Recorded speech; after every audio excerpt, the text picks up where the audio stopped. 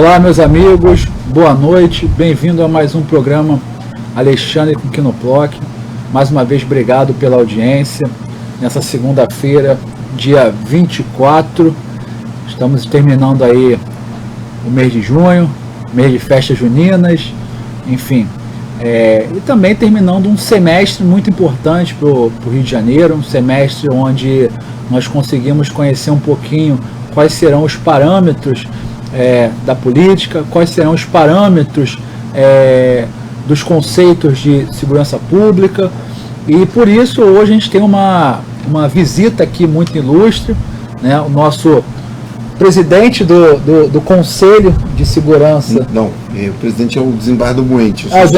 Membro do Conselho, perdão, e também presidente do terceiro Tribunal do Júri do Estado do Rio de Janeiro.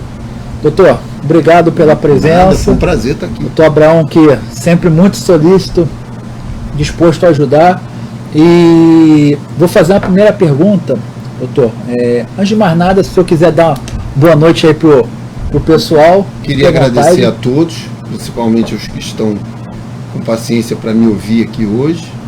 Queria lhe agradecer, deputado, a chance de vir aqui falar, de expor a visão de um magistrado, que é difícil, né?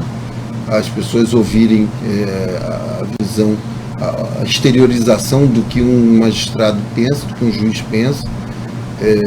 Então me resta só um agradecimento, e eu espero que eu possa contribuir sobremaneira na formação de todos, para que nós possamos juntos construir um país e um Estado melhor. Bom, já até entrando nesse tema aí do Conselho, né, tem o senhor e o doutor Buente, que são da magistratura. Nós temos o doutor Marcelo do MP, nós temos o doutor Carlos Augusto, que é delegado de polícia e também aqui colega parlamentar, tem o secretário de Polícia Civil, secretário de Polícia Militar. Como é que vocês estão entendendo esse novo cenário de segurança pública? Qual é a avaliação que vocês conseguem fazer nesses primeiros 6 meses? Olha, eu me sinto à vontade para falar sobre o Conselho. O Conselho é meramente consultivo. É óbvio que eu não estou aqui falando como membro do Conselho, até porque pela legislação, né, pelo decreto que cria o Conselho, a nós é vedado falar em nome do Conselho. Então, quero deixar esclarecido que eu estou falando aqui como um cidadão, não nem como conselheiro e como alguém que estuda a matéria. Eu não gosto de especialista, tenho aversão, porque nos últimos tempos eu tenho visto que especialistas são mais pessoas que nada conhecem e se atrevem, não raras as exceções, a dar palpite, do que falar e trazer efetivamente coisas importantes. Então eu me sinto bem à vontade para falar pelo Conselho, porque quando eu vi a exteriorização do que seria essa plataforma no que tange esse assunto do governador Witzel, eu fui diametralmente contra.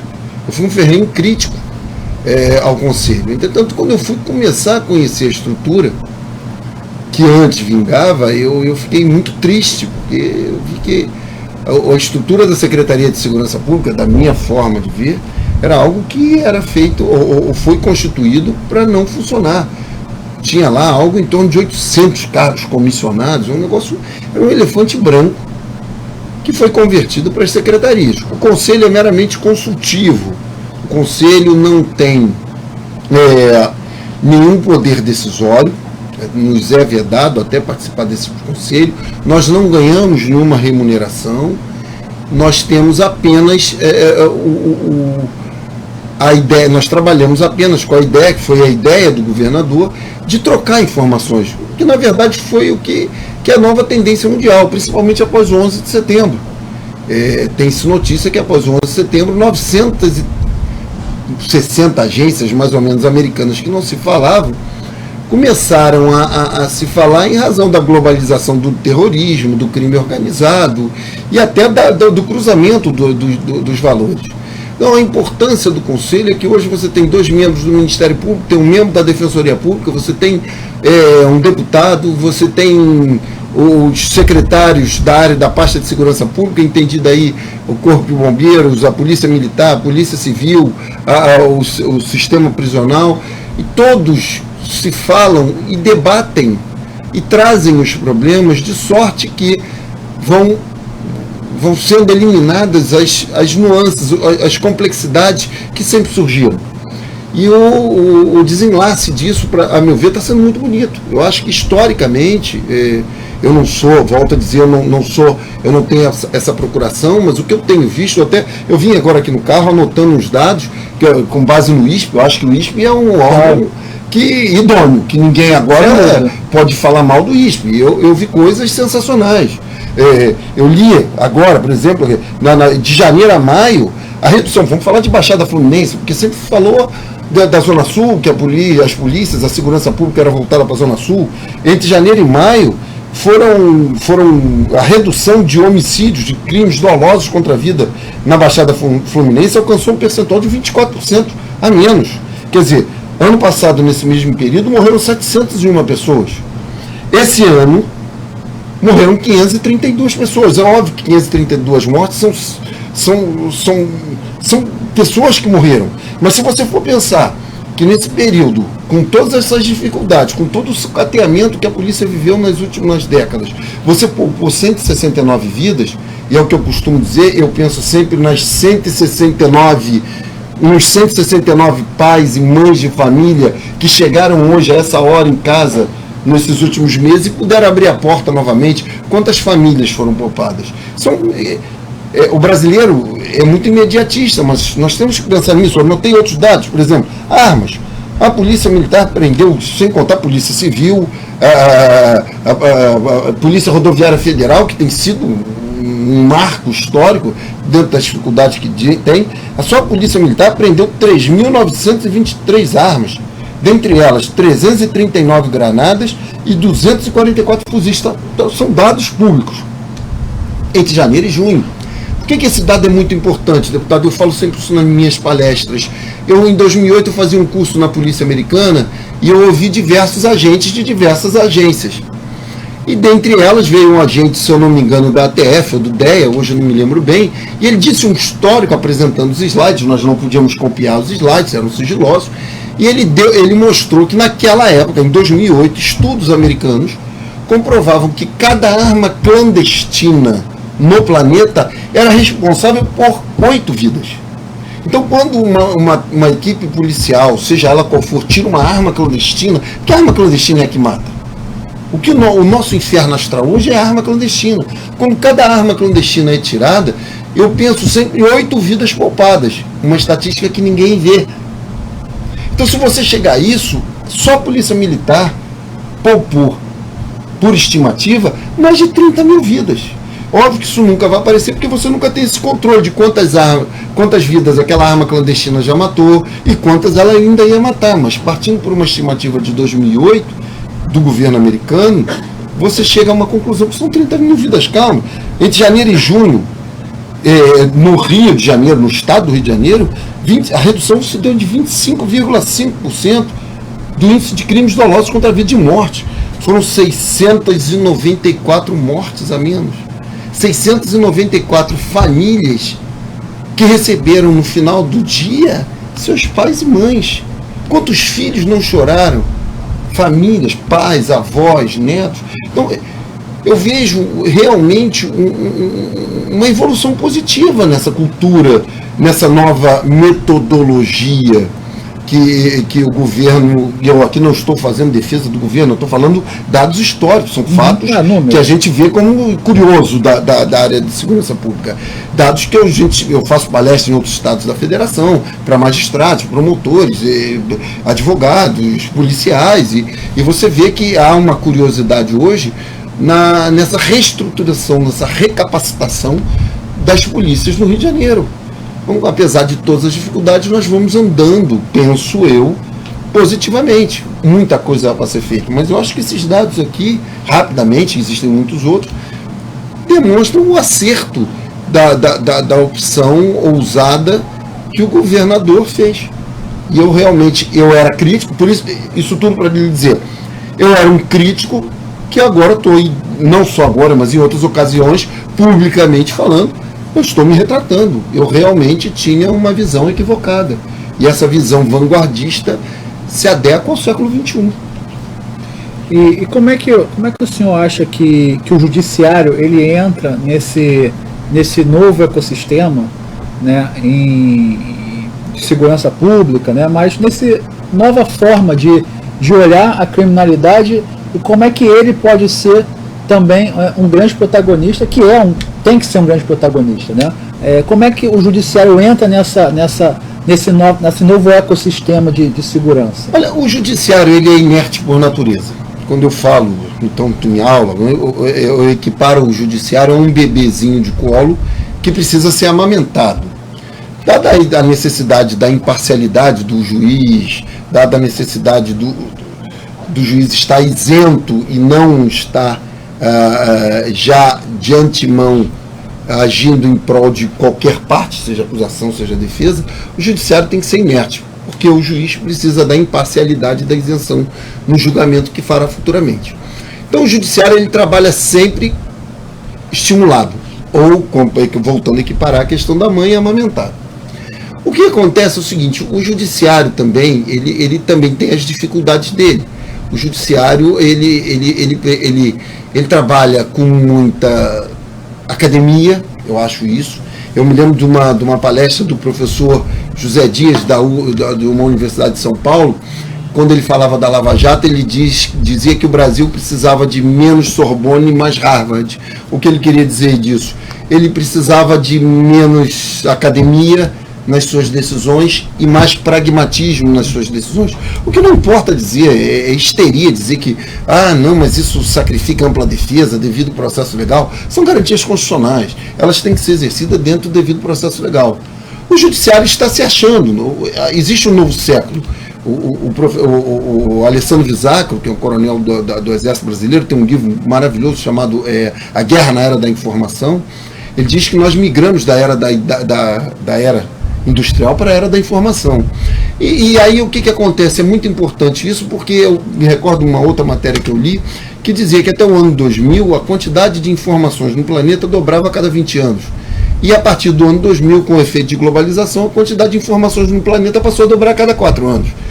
Então, o dinamismo da sociedade, o dinamismo do sistema de informação faz com que nós tenhamos migrado para a era da informação e todos os sistemas, todos os órgãos, os organismos vão ter que se adaptar. O judiciário também. Uma das grandes dificuldades que nós temos ainda no judiciário, primeiro, é a sobrecarga. Nós temos um volume de demanda muito violento. Em todos os sentidos, tanto no júri quanto nas varas cíveis, nas varas de família. O brasileiro, ele é litigante. Nós temos que apaziguar. Nós estamos vivendo uma sociedade polarizada, em que todo mundo reclama do judiciário, de uma briga, de uma caixa de fósforo, a um crime doloso contra a vida. Então, tudo se criou essa cultura de judicialização. Esse é um fato. Segundo, nós temos legislações muito complexas, que precisariam, de um modo geral, de uma boa saneada, de uma boa enxugada, sem sacrificar a ampla defesa, sem sacrificar o devido processo legal, que são garantias constitucionais, e sem sacrificar o contraditório. Então o judiciário, eu acho que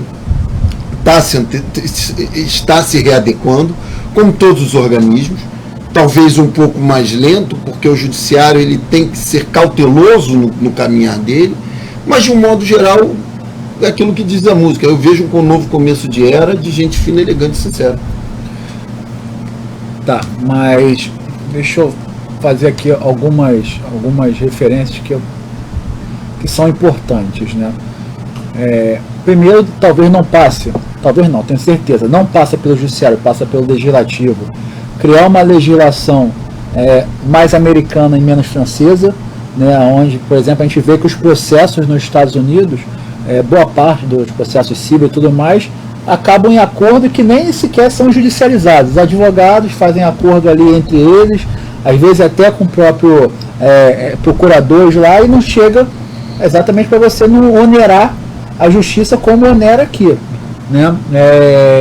Se isso é um caminho para o legislativo, e aí voltando para o judiciário, a gente tem, por exemplo, aí temas que o próprio CNJ criou, que é a audiência de custódia, que acho que a pessoa que é detida tem que ter direito amplo à defesa, mas acredito que pelo menos ao meu ver, aquela situação não ajuda muitas vezes ali o combate do delito, até porque são pessoas até que já são reincidentes, né? Como é que o senhor vê essas duas situações? Olha, a audiência de custódia ela já foi inclusive declarada constitucional e legal pelo Supremo Tribunal Federal. Existe um projeto do ministro Alexandre de Moraes que dá uma vida, dá uma nova nuance à audiência de custódia, sabe? E eu concordo com ele quando você conclui, por exemplo, uma coisa eu passei pela audiência de custódia, você chega ali, aprecia a legislação e aí você poderia fazer algo mais próximo ao plea bargain do americano lá, adotar as medidas do direito penal americano no sentido de já transacionar logo naquela audiência de custódia, já aplicar a suspensão condicional do processo logo na audiência de custódia. Então eu acho que o correto seria, esse projeto está no Congresso Nacional, até onde eu tenho informação, né, do ministro do Supremo Tribunal Federal, que é um grande constitucionalista, Alexandre de Moraes, no sentido de se dinamizar e de se reestruturar a audiência de custódia, de sorte que nessas hipóteses, que o criminoso não tem mesmo que ir para a cadeia, não tem que ficar preso, você não tem que manter preso um sujeito que furtou um desodorante, que furtou um shampoo, entendeu? Eu peguei um caso delicado, eu não me canso de contar esse caso. Na véspera do Natal, um belo dia chega lá uma prisão, uma denúncia do Ministério Público, o cidadão furtou de uma loja, uma grande loja de eletrodomésticos, aí, de eletroeletrônicos, um determinado laptop, um computador. E eu, quando fui olhar no auto de apreensão, o laptop custava R$99, é uma coisa meio estranha. Para um laptop, você imagina sempre R$2.000, R$3.000, um laptop de R$99. E quando eu abri e fui olhar melhor, eu digitei lá no computador, procurando nos sites de pesquisa a classificação daquele laptop, eu vi que na verdade era um laptop de brinquedo, de boneca da Barbie, lá da boneca da Barbie, e era véspera de Natal, e no depoimento os próprios policiais diziam que aquele cidadão furtou aquilo de forma dissimulada para dar para a filha. O direito penal não tem que punir esse tipo de gente. E eu rejeitei a denúncia no princípio da insignificância, não sei se o tribunal manteve, também não ficou olhando isso. Eu rejeitei a denúncia e dei a liberdade para ele.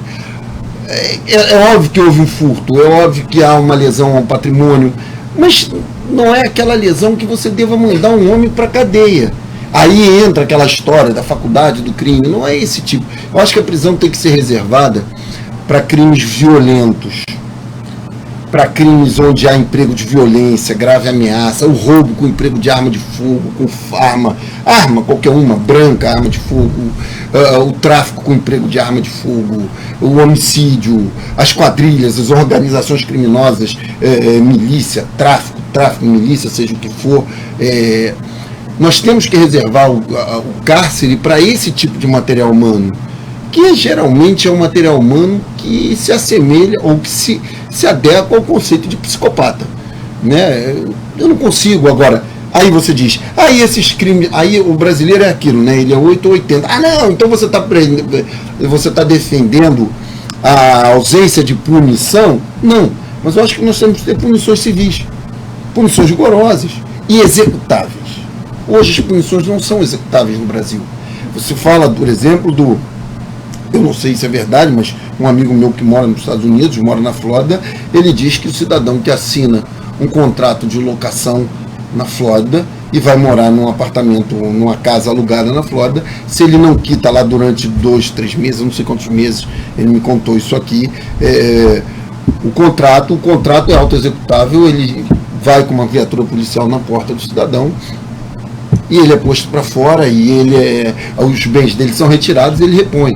Quer dizer, isso traz uma credibilidade. Aqui o sujeito deixa de pagar o contrato, muitas das vezes contrata a locação, sabe que não vai quitar com ela, né, não obstante a dificuldade de vida, mas ele fica, daqui a pouco não paga IPTU, não paga condomínio, e você, proprietário, é executado do imóvel, tem que se defender. Isso é um exemplo até que escapa um pouco da área penal, mas também tem da área civil. E na área penal esse tipo de crime, quer dizer, não pode, por exemplo, um estelionatário, penso eu, um cara que praticou um estelionato, chegar em juízo e dizer, não, tudo bem, réu confessa, cometeu crime, mas ele só tem a casa própria dele, é o bem impenhorável, não tem que perder o bem.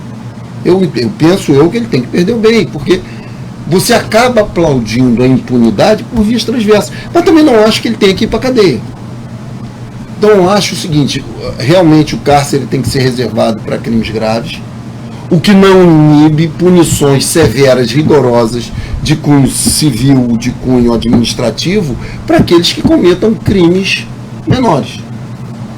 Agora, a audiência de custódia trabalha nesse sentido, ela pode ser melhorada, e eu tenho fé que será. Eu tenho fé que esse projeto do ministro Alexandre de Moraes vai ser acolhido, vai ser desenvolvido, e no futuro próximo nós vamos poder dar mais utilidade, não vou nem dizer a utilidade, nós vamos poder dar a efetividade que a audiência de custódia merece. Na verdade, essa questão do menor, né, do menor potencial ofensivo, que chamam, né? É uma situação, eu estive aqui, teve conosco o secretário Alexandre Azevedo, falando sobre o tema das condições carcerárias, né, dizendo que 40% não deviam estar ali, e dizendo o seguinte, olha, se tem uma certeza que os que estão ali vão sair, né? Se saírem piores, pior pra gente, porque eles vão cometer crimes contra nós. Sim. Se saírem melhor pra gente, que vão deixar de cometer crime contra nós.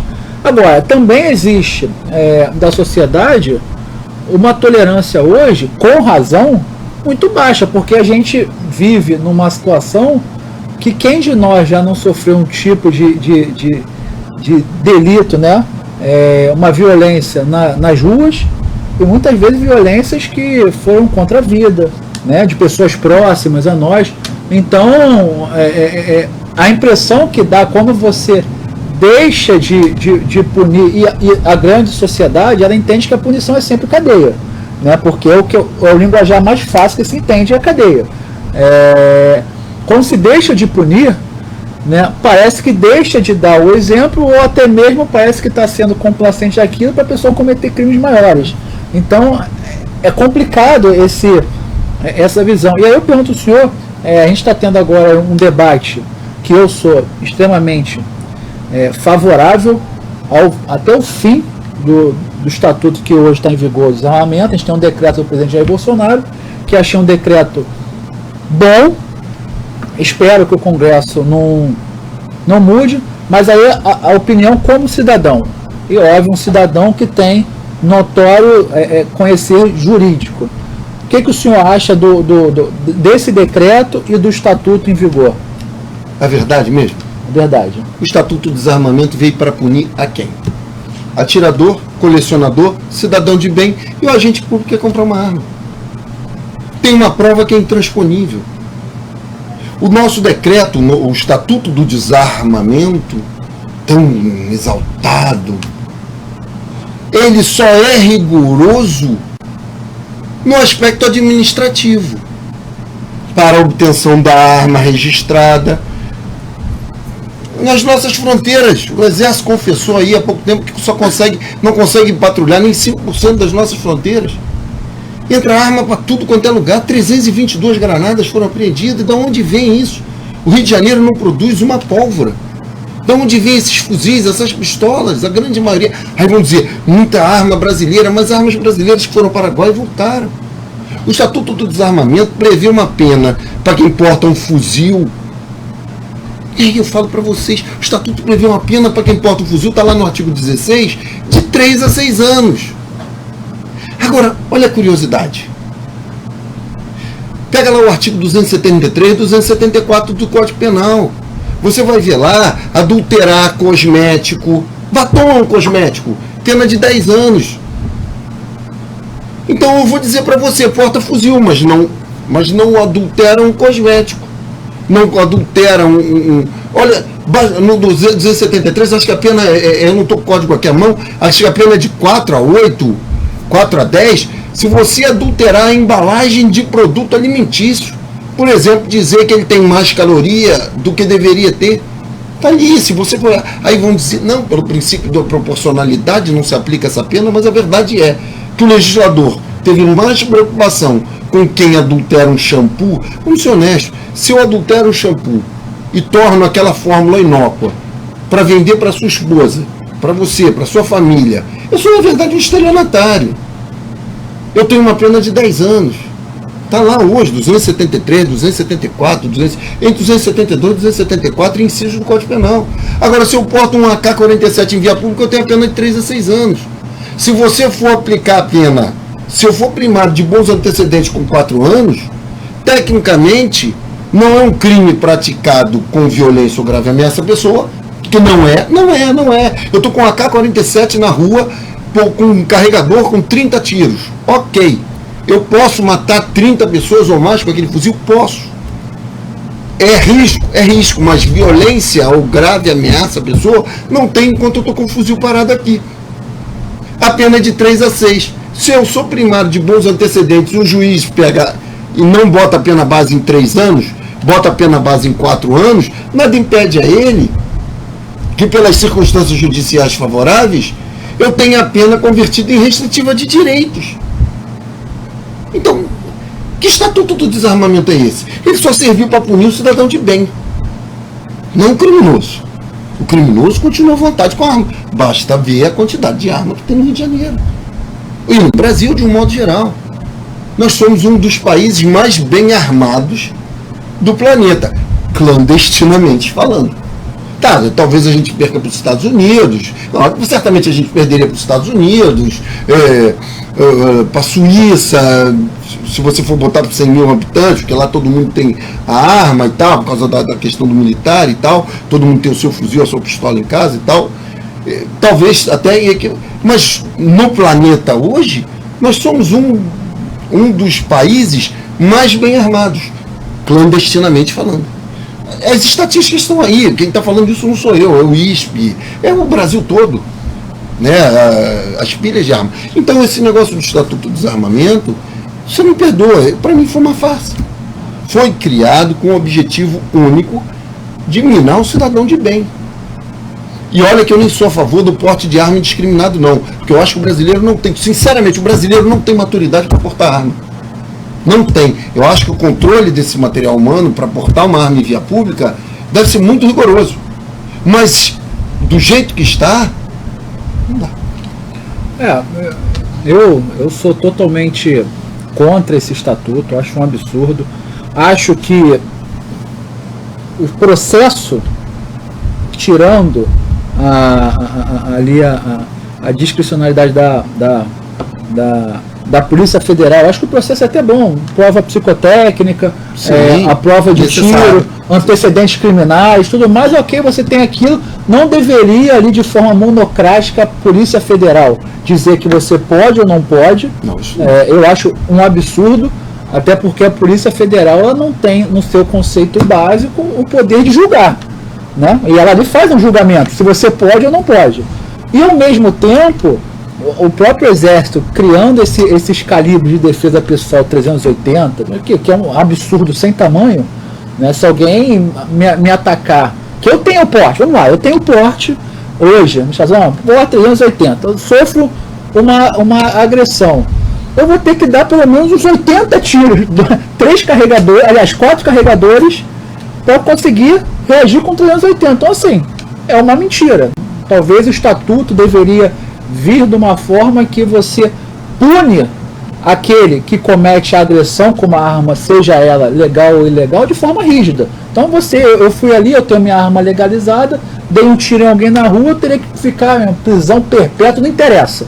Eu teria que pagar de forma exemplar para não utilizar arma na rua se não for legítima defesa, né? Mas diante disso, como é que o senhor acha que esse decreto hoje do presidente, ele vem a criar justiça com relação a isso, ou ainda está muito aquém?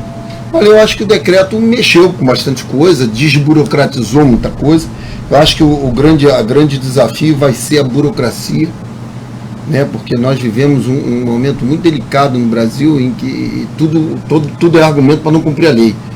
Você vê essas portarias, esses decretos, eu tenho muito medo da autoridade administrativa, muito medo da autoridade administrativa, porque a autoridade administrativa, julgando ou apreciando dentro da esfera discricionária dela, ela tem se mostrado de um modo global tirana demais. E nós ainda somos, o agente administrativo, ele é agente de governo e não agente de Estado. Né? Ele não sabe, ele não entendeu ainda, ele precisa amadurecer também muito, assim como o cidadão com porte de arma, ele precisa amadurecer muito na ideia de que ele está ali, ele não é uma dádiva de Deus para o cidadão, ele é, na verdade, um servidor público no sentido estrito, no sentido lato da palavra. Então o que me preocupa é isso, que você vê que as coisas são interessantes. Em setembro do ano passado foi criada uma legislação, a legislação do Congresso Nacional, submetida ao Congresso Nacional, aprovada no Congresso Nacional, sancionada pelo presidente do país, uma lei federal, desburocratizando, ou seja, ninguém mais precisa apresentar documento com cópia, a cópia dos documentos não precisam mais ser autenticadas, os documentos não precisam mais ter firmas reconhecidas, entra em qualquer órgão público desse. Firma reconhecida, mas espera aí, existe uma lei federal. Então, a título de cumprir ato administrativo, as autoridades públicas, militares e civis ignoram uma lei federal, sancionada pelo Congresso Nacional, aprovada no Congresso Nacional e sancionada pelo governo. Mas uma lei constitucional. E todo mundo ignora. Não, eu quero cópia autenticada do documento, mas está aqui, meu documento original está aqui, não, isso aqui pra gente não vigora. Quer dizer, o nosso país vive um estado da parte, né? É um estado da parte. Se criou uma anarquia, esse país tem uma anarquia tão grande que as pessoas, a título de cumprir a lei que elas acham justas e próprias, elas descumprem outras leis, às vezes até, aspas, de uma hierarquia maior. Isso é uma coisa vergonhosa. Tá? Tanto em órgãos militares quanto em órgãos civis, você está vendo isso a balde. Não passa, não autoriza e indefere. Isso é uma coisa que eu acho até que é ato de improbidade administrativa. Eu acho que um agente público administrativo, talvez falte o Ministério Público, talvez falte o Judiciário, pegar uma autoridade dessa e condenar alguém, denunciar, e uma autoridade dessa é condenada por improbidade administrativa, porque você negar ao cidadão uma garantia constitucional, que é o cumprir as leis do país, a título de portaria e ato administrativo, eu acho que esse agente é improbo, mas tudo bem. O que eu quero dizer? Eu sou muito a favor, por exemplo, acho que tem que pedir além. Se o sujeito quer portar arma, ele não tem que só fazer aquele teste de tiro. E teste de tiro são 10 tiros, 15 tiros ali, que o cara dá, acerta no alvo, vai acertando no alvo, vem. Tá? Mas ele deveria ser obrigado a cada 2 meses a fazer uma reciclagem. Em escolas, em batalhões da PM, em batalhões do Exército, da Marinha, da Aeronáutica, da Polícia Civil, em escolas da Polícia Civil, estão estando de tiro, o sujeito chega lá, adquire 30 munições, recolhe no banco. Olha, vou ali e vou dar 30 tiros. Quanto custa? R$100. Ok. A cada 2 meses eu tenho que ir lá, eu tenho que juntar, eu tenho que ter essa declaração. Então eu acho até que pode ser nesse aspecto, para criar na pessoa, né, aquilo que o americano chama de síndrome da gaveta, né? O cara que também compra arma, guarda na gaveta, nunca mais usa e acaba fazendo mau uso ou permitindo que alguém arrebate a arma dele e faça mau uso. Então, quer dizer, eu acho que, na verdade, podia até exigir mais a pessoa nesse aspecto. Agora, eu acho ainda que o trabalho vai ser todo pela contaminação ideológica. O trabalho vai ser todo para minar o decreto. Não vejo grandes inovações do decreto. O decreto não vai trazer um arsenal para o Brasil, sabe? Eu vejo um negócio histérico. Vai chover arma no país. Não vai chover arma no país, porque ninguém tem 7, 8 mil hoje. Bem poucas pessoas vão ter 7, 8 mil reais hoje para comprar um armamento e mais a munição e mais essa burocracia toda. O brasileiro não gosta de burocracia.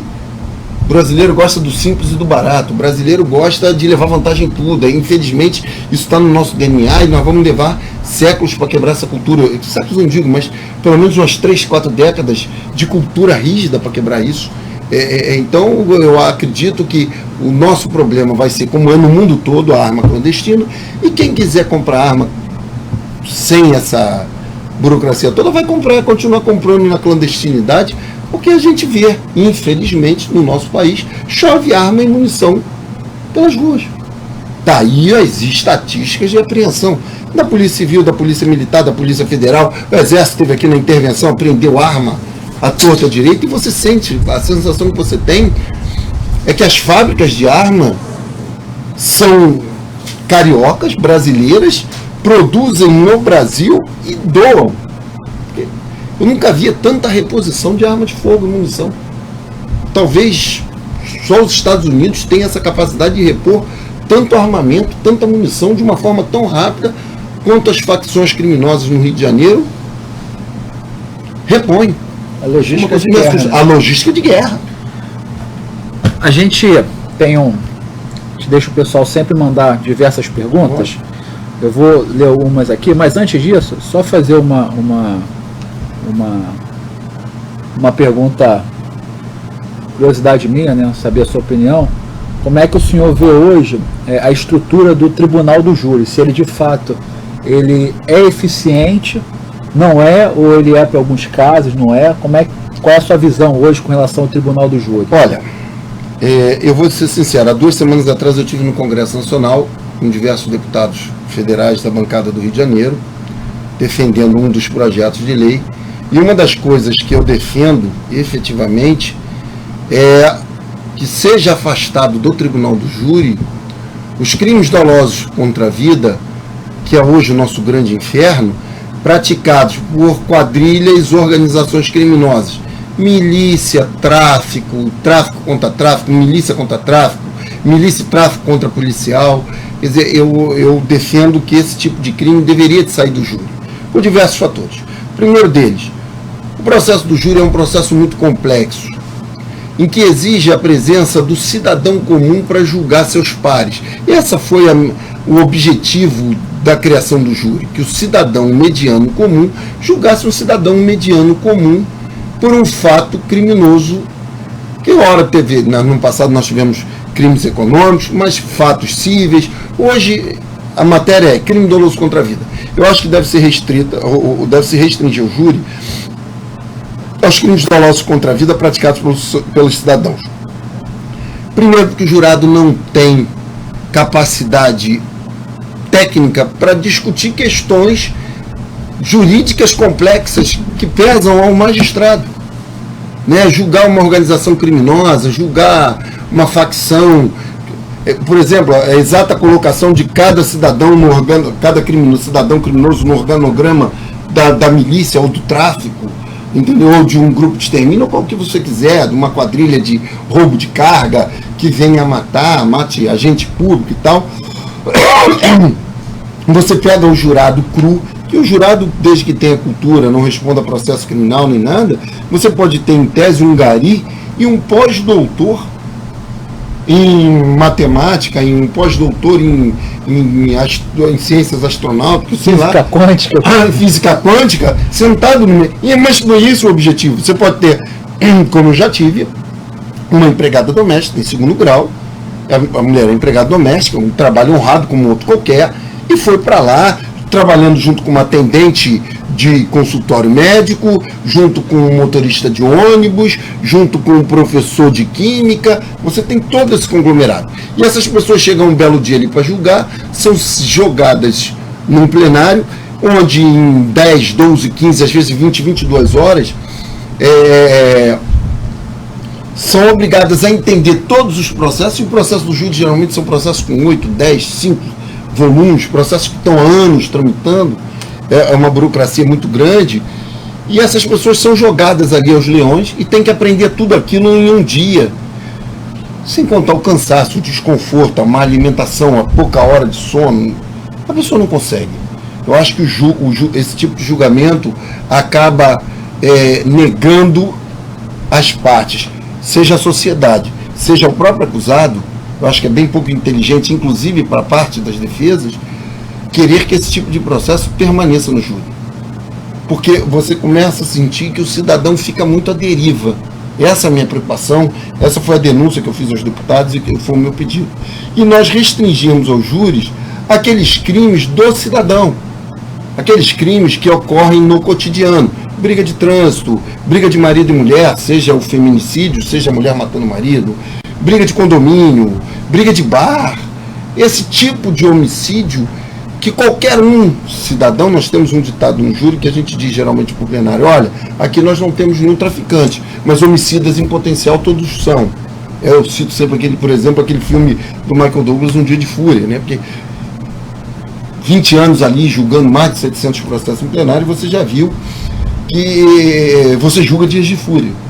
E eu acho que o júri tem que ser limitado a este tipo de julgamento, não a julgamentos de organizações criminosas, lato sensu, quadrilha, bando, orcrim, de colarinho branco que manda matar um determinado deputado, ou um determinado agente público, ou um determinado cidadão, ou um determinado delator, por exemplo, uma quadrilha de agentes públicos de colarinho branco que mandou matar um determinado agente público pelo trabalho dele, ou um cidadão porque podia delatar, por exemplo, que é muito comum. Esse é o tipo de crime que, pela estrutura que embarca, que vem embarcada, não é justo, nem tanto para o acusado quanto para a sociedade, que o cidadão julgue em um dia, às vezes, cansado. Então, eu defendi muito isso. Eu defendi que se fosse afastado do júri, que numa dessas alterações, do projeto de lei do ministro Moro, eu tenho até críticas com relação ao projeto na área dos crimes dolosos contra a vida, que não é inibindo o recurso contra a decisão de pronúncia. O acusado que sair condenado em primeiro grau já tem que se recolher à prisão. Não é isso que vai dar dinamismo ao júri. Nós precisamos dar dinamismo ao júri. E nós precisamos restringir o júri para os crimes que originariamente se idealizou, penso eu. Então, vamos lá. Nós temos algumas perguntas aqui. Vamos lá. Felipe Bertoldi, boa noite. A sociedade clama por melhoria na segurança pública.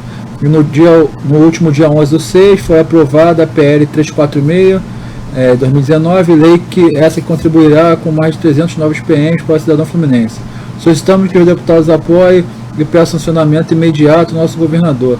Sabemos que a política é querência disso e precisamos o querer fazer. Bom, o Felipe botou isso aqui, sair depende um pouco de dinheiro. Mas isso não, eu até tenho a dúvida mesmo, a dúvida em cima da dúvida.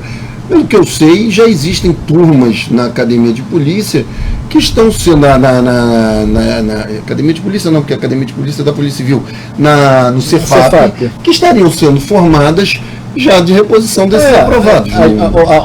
Até a própria LERJ liberou. Teria sido inclusive um apoio aqui da LERJ para que fossem houvesse reposição de material humano. Foi liberado o recurso para a contratação de 3.000 policiais militares. A questão é que você não consegue formar 3.000 policiais militares. Assim, isso em qualquer lugar do Brasil. Eu, inclusive, olha só, isso é uma das coisas que eu senti muito como juiz do júri. A queda na última década da qualidade do material humano na formação. Eu acho o seguinte: você está jogando esses garotos aos leões. Engraçado, eu tenho uma teoria, é minha, responsabilidade minha. Quando eu cheguei no júri, no judiciário, no final da década de 90, eu julgava fatos do início da década de 90 e tudo mais. Você tinha muito aquela que chamavam romanticamente falando, não sei se é verdade, a guarnição do comandante, a patamo do comandante. E você tinha, não que não tenha hoje, policiais envolvidos em execuções. Não vou dizer que não existam hoje, existem, lógico.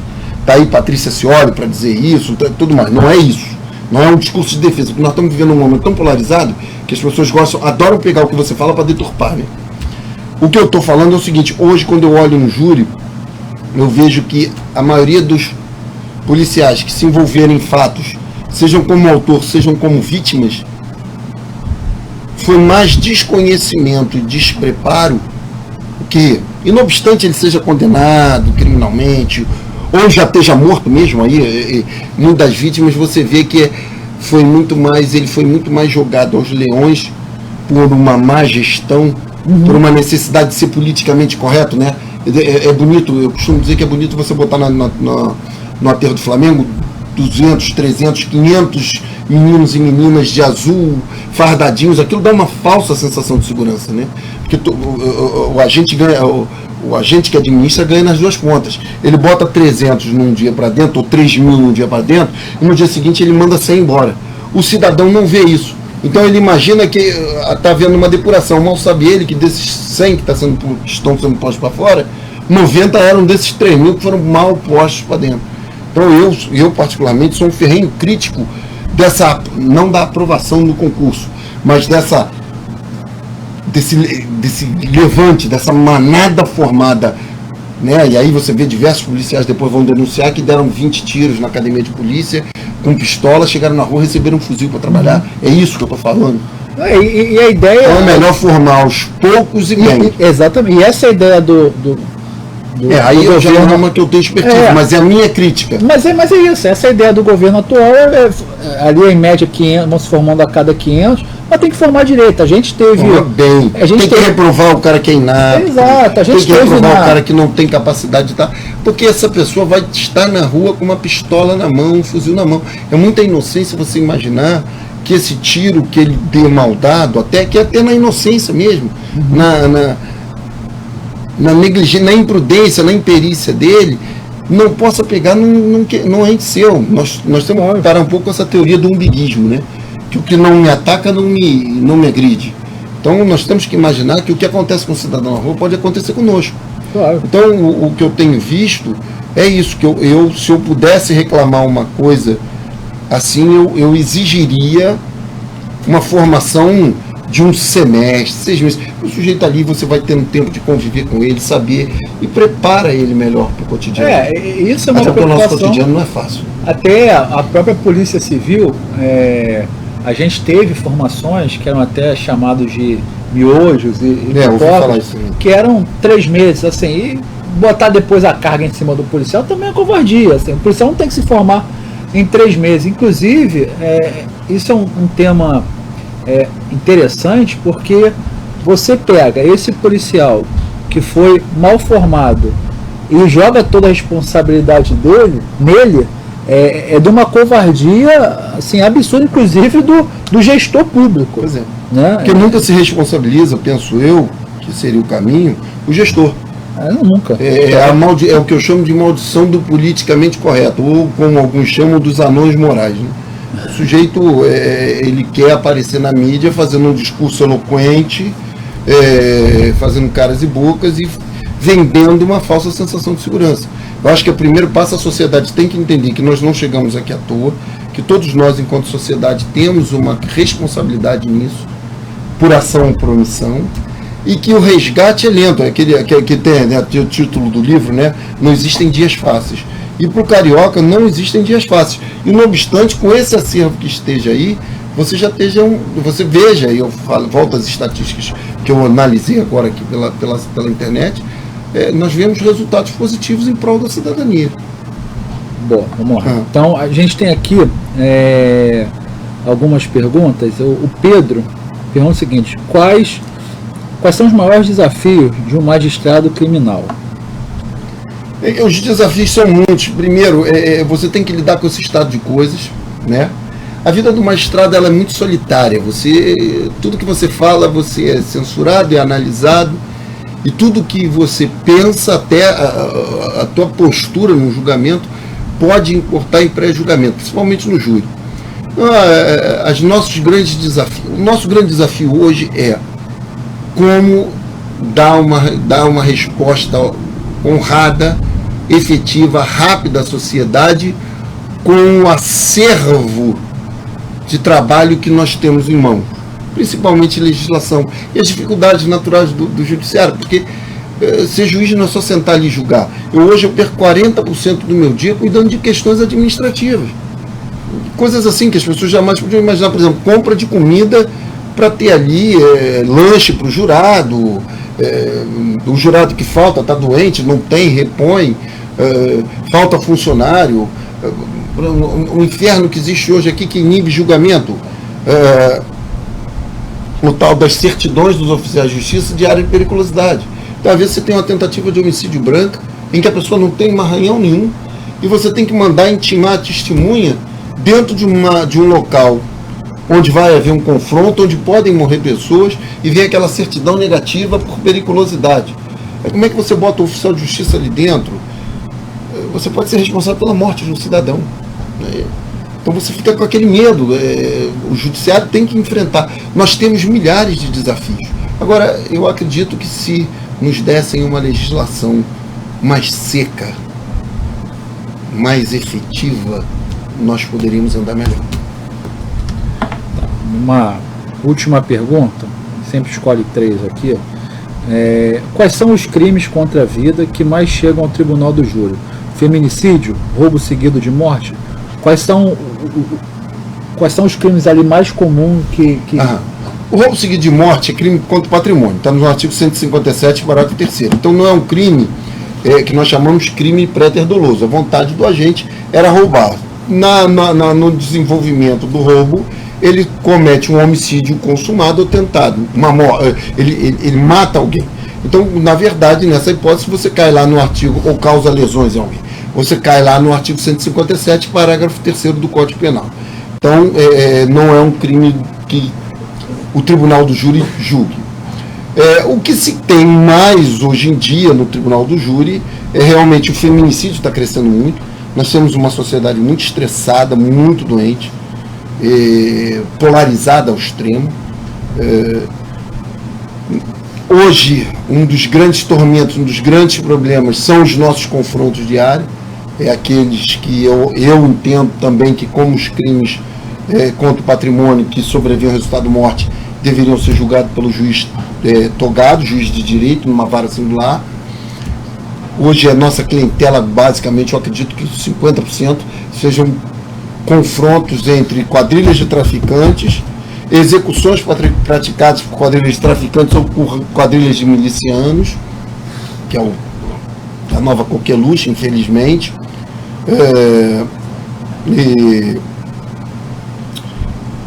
E é isso, e feminicídio e muito homicídio, briga de bar, briga de botequim, que a gente chama vulgarmente falando da briga de cachaça, né? É uma coisa muito ruim, entendeu? E até eu quero fazer um adendo aqui, porque esses dias eu ouvi umas críticas que me causaram muita tristeza com relação à atuação dos organismos estaduais no que diz respeito ao combate ao crime organizado. Com todo respeito, eu acho que até nós não podemos ser questionados no Estado. Porque eu acho que mesmo essa criminalidade organizada que está sendo toda desvendada, que envolva morte de vereador, tudo isso está acontecendo graças às polícias estaduais, graças ao Ministério Público Estadual. As 3 forças têm andado muito juntas, a imprensa evidencia isso, a operação da Polícia Civil, quando vai prender policial militar, a corregedoria da PM vai junto e efetua a prisão, a Polícia Militar trabalhando com a Polícia Civil, a Polícia Civil trabalhando com a Polícia Militar, ambas trabalhando com o Ministério Público, estou vendo operações conjuntas, e o Judiciário Estadual dando uma resposta. Eu não acho também que eu tenho visto aí manifestos, apedrejamentos ao Estado, as figuras do Estado, e eu acho que apesar dessas críticas, eu penso que as críticas são muito injustas, porque se esse material humano está preso hoje, agradeço às polícias estaduais, agradeço ao Ministério Público Estadual, 3 órgãos, 3 estruturas heróicas, e ao Judiciário, que está atendendo às demandas estatais. Somos nós, Estado, que estamos... não gosto desse termo de cortar na própria carne, eu acho que é o termo demotei politicamente correto. Eu acho que somos nós que estamos trabalhando para reestruturar a nossa sociedade. Então eu quero pedir licença aqui para fazer esse desabafo, porque eu acho que nós não merecemos essa crítica, tanto a polícia civil e militar, quanto o Ministério Público do Estado do Rio de Janeiro. Eu não tenho procuração de deles, não sou promotor de justiça, não sou policial civil, não sou policial militar, sou juiz de direito. Mas eu vejo uma resposta muito positiva dessas casas. E eu vejo todo mundo andando muito junto e empenhado através do GAECO, esses órgãos todos, para fazer e tornar o Estado do Rio de Janeiro, dentro do contexto do razoável, melhor. Mas eu acho legal fazer esse desabafo, porque a gente precisa ouvir o outro lado, né? Aqui, por exemplo, eu estou numa casa legislativa que toda vez que a gente defende um policial, toda vez que a gente cria uma legislação que busca dar mais respaldo, né, à área de segurança pública, principalmente a área de segurança pública, saúde, mas segurança pública, tem uma contrapartida muito pesada, que a sociedade não sabe, né? A sociedade acha que um parlamentar, por exemplo, eu no caso, gosta de andar com escolta. Eu não gosto de andar com escolta. É um saco. Você já pensou que a sua escolta pode morrer por você? Exato. E um pai de família morre no seu lugar? Exatamente isso. É porque as pessoas pensam muito no glamour. Elas acham isso um glamour. Eu não acho. Eu tenho muito respeito porque em 2013, na invasão do Fórum de Bangu, eu estava lá dentro e um policial que eu conhecia há 9 anos morreu na minha frente. E era um homem, nosso xará, Alexandre também, sargento, já estava para ir embora da PM. E uma criança morreu no nosso lugar. Se nós não tivéssemos ali, se o judiciário não tivesse ali, não houvesse audiência, essas coisas pesam sobre um juiz. Não queriam saber das questões que envolvem o juiz, são peso na consciência. Então, quer dizer, as pessoas pensam nisso, mas eu acredito também numa parcela forte da sociedade. Sabe o que acontece? A sociedade sempre foi muito minada da verdade. Eu vejo tantas inverdades chegando aos ouvidos da sociedade. As pessoas falam tantas coisas, aí você abre às vezes os processos e não acha aquilo que foi dito. A sociedade está falando algo que não existe no processo.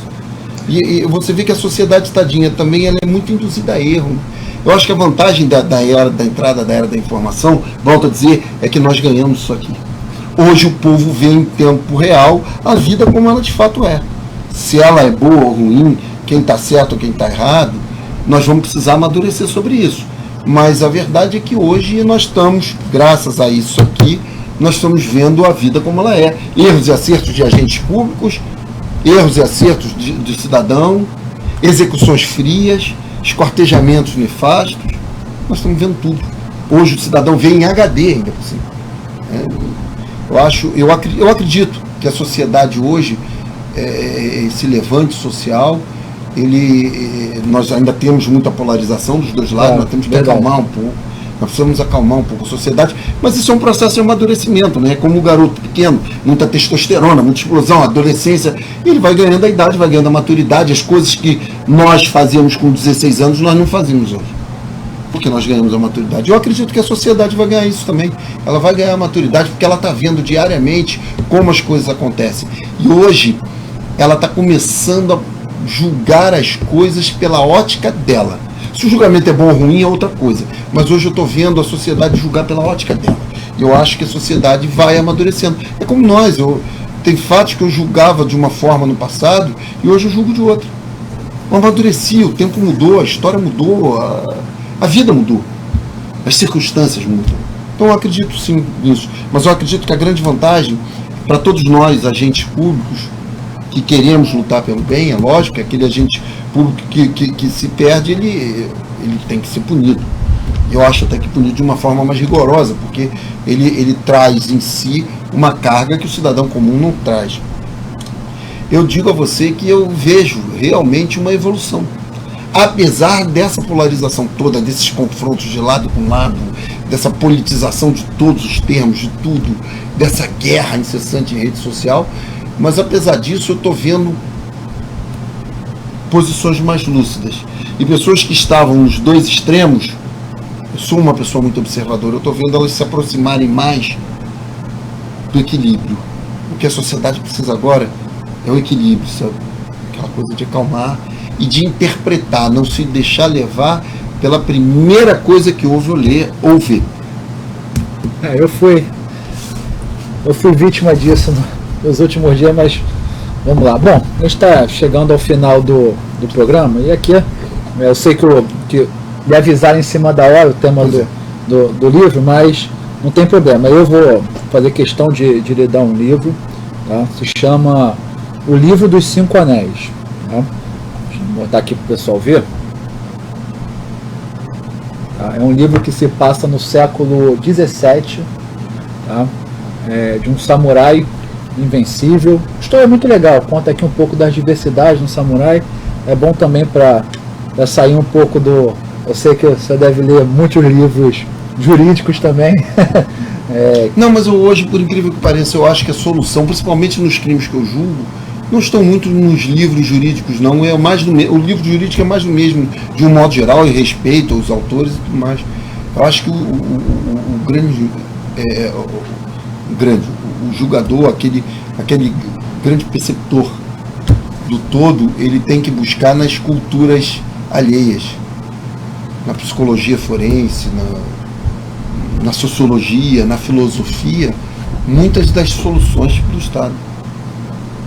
Eu vou adorar isso. Meu amigo, então... A história, olha, eu não tenho um livro para lhe dar, mas vou mandar lhe entregar aqui no gabinete, porque foi aquilo, eu fui avisado de última hora, não deu tempo, eu fui avisado agora, às 5 horas da tarde, da tradição. Então eu lhe peço perdão a todos pela quebra do protocolo, mas vou cumprir a promessa. Não tem problema. E o livro que eu vou lhe dar, já antecipo até para todos aqueles que estão nos assistindo, é um livro bem atual, que retrata bem e que faz com que as pessoas reflitam bem o nosso momento que nós estamos vivendo.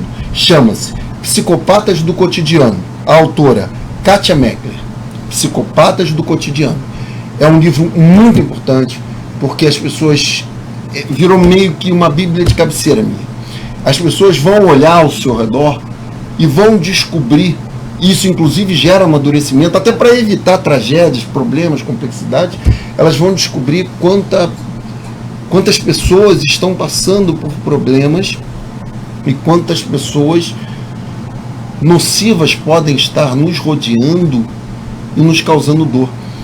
Esse livro, junto com outros, já peço autorização, chamado Vampiros Emocionais, foram 2 livros muito importantes na minha vida.